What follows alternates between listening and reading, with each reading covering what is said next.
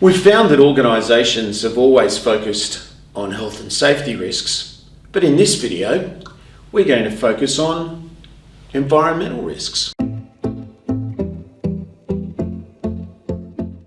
We're going to go through 6 steps that'll help you manage your environmental risks.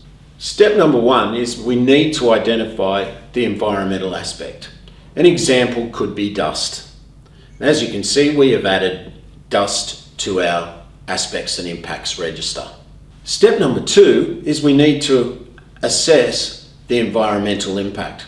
So using dust as an example, the environmental impact could be that the dust makes it into the waterway, it goes into the air, and we've added those impacts into the register.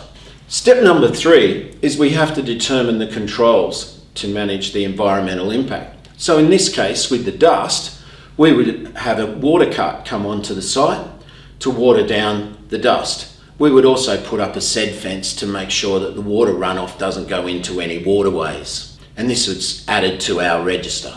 Step number 4 is we have to allocate the responsibility for the controls. So in this case, with the dust, we would have the person responsible for organising the water cart identified on our register. And that could be the construction manager or the project manager or the site supervisor.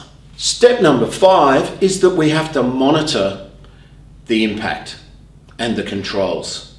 So we would have it checked by the site supervisor or the project manager whether the water cart has been effective and whether dust has been reduced. And this will be added to our register saying how often that will be done. Step number 6 is we need to communicate the aspects and impacts. So in the case of the dust, we have to ensure that all people involved on the construction site are made aware of this requirement, and that could be part of their training.